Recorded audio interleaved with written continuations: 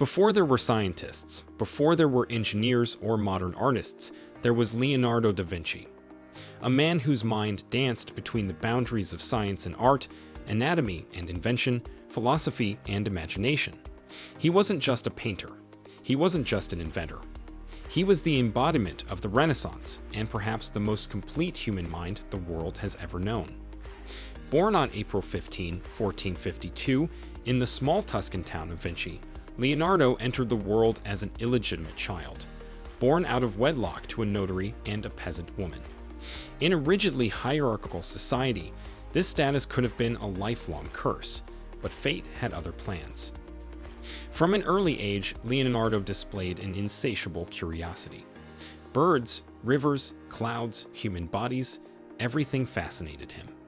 He didn't just want to observe the world, he wanted to understand it down to the finest detail. Where others saw shapes, he saw patterns. Where others saw nature, he saw blueprints. As a teenager, Leonardo was sent to Florence, the cradle of the Italian Renaissance. There, he apprenticed under the great painter and sculptor Andrea del Verrocchio. In Verrocchio's workshop, Leonardo learned the disciplines of drawing, metallurgy, mechanics, and perspective, skills that would later feed into every masterpiece and invention he created. By the age of 20, Leonardo was already making a name for himself. His early works stunned with their realism and emotional depth. But it wasn't just his artistic talent that stood out, it was the way he thought. He approached the canvas like a scientist, deconstructing light, studying anatomy, and seeking the invisible laws that shaped visible things. And then there were the notebooks. Over 7,000 pages of notes, sketches, diagrams, and questions have survived Leonardo's life, though scholars believe many more have been lost. These notebooks reveal a mind ceaselessly at work. On a single page, one might find a drawing of a fetus in the womb, a design for a flying machine, a list of groceries, and a riddle about the moon. He wrote from right to left in mirrored script, perhaps to keep his ideas private, or maybe just to suit his left-handed nature. Leonardo's mind never rested. He pursued dozens of studies at once: optics, hydraulics, architecture, botany, astronomy, engineering. He dissected cadavers in secret to understand the human body, producing anatomical drawings more accurate than those created centuries later with modern technology. Yet, despite his scientific rigor, he was also profoundly spiritual, not in a religious sense, but in his reverence for nature. He once wrote, "Learn how to see. Realize that everything connects to everything else." To Leonardo, the universe was not a series of separate disciplines, but a vast, interwoven tapestry. In the late 15th century, Leonardo entered the service of Ludovico Sforza, the Duke of Milan. There he painted The Last Supper, a masterpiece not just of artistic composition, but of psychological insight. Each apostle is captured at the moment Jesus announces that one of them will betray him. The painting is not static, it's alive, full of emotion, reaction, movement. But Leonardo's interests were already shifting beyond painting. While working for the Duke, he designed complex machines of war, catapults, tanks, even a precursor to the modern helicopter.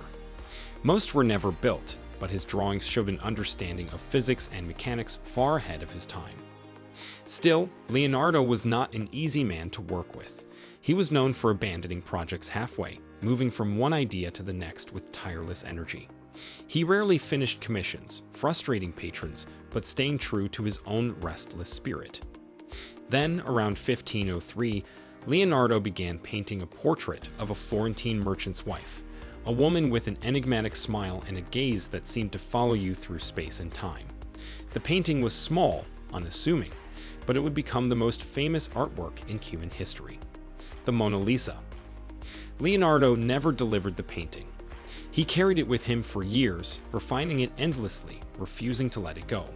It was more than a portrait, it was an obsession. Some believe the Mona Lisa was his ultimate experiment in optical illusion, others that it was a reflection of his own identity, or even a fusion of male and female features. Whatever the truth, the painting remains a mystery, just like Leonardo himself. In 1516, Leonardo accepted an invitation from King Francis I of France to live out his final years at the Château du Clos-Lucas near the king's residence. He brought with him his notebooks, his art, and the Mona Lisa. Even in old age, Leonardo continued to dream. He designed an ideal city with advanced sanitation systems, sketched machines for automation, and drew maps from aerial perspectives centuries before flight became real. His last known drawing was of a cataclysmic flood engulfing the Earth, perhaps his symbolic farewell to a world he had spent his entire life trying to understand. By the time Leonardo da Vinci arrived in France in 1516, he was no longer just an artist or inventor. He was a legend.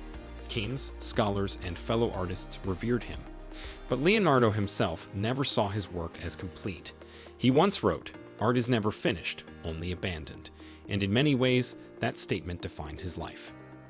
He took residence at the Château du Clos-Lucas, a small manor near the royal palace in Amboise.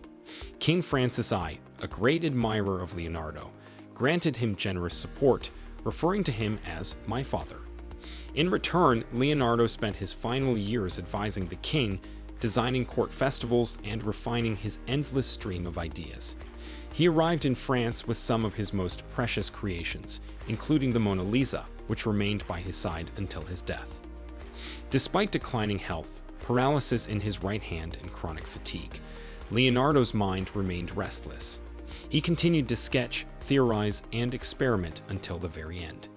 In his final drawings, we find not only machines and human anatomy, but also floods, storms, and cosmic visions. It was as if he was trying to capture the essence of life itself, from the smallest vein in a leaf to the motion of planets in the sky. He died on May 2, 1519, at the age of 67. Legend says King Francis was at his side, cradling his mentor as he passed. Whether true or not, the symbolism is powerful. The King of France mourning the death of a man whose kingdom was knowledge. Leonardo left behind only a handful of completed paintings, fewer than 20 survive today. Yet his influence far exceeds any count of canvases or sculptures. His true legacy lies in his notebooks, thousands of pages filled with mirror writing, impossible machines, anatomical diagrams, philosophical musings, and visionary blueprints. He designed early versions of submarines, parachutes, diving suits, and even robots. He studied the motion of water and air, understanding turbulence centuries before the science existed to model it. He dissected over 30 human cadavers, producing anatomical drawings that would not be matched in accuracy for 300 years. He was the first to explain how the heart's valves worked. He understood how muscles coordinated movement.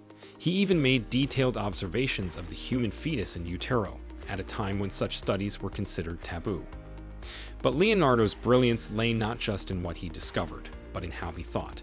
He did not compartmentalize knowledge. To him, art and science were one and the same, both paths to truth. His painting techniques were informed by his anatomical studies.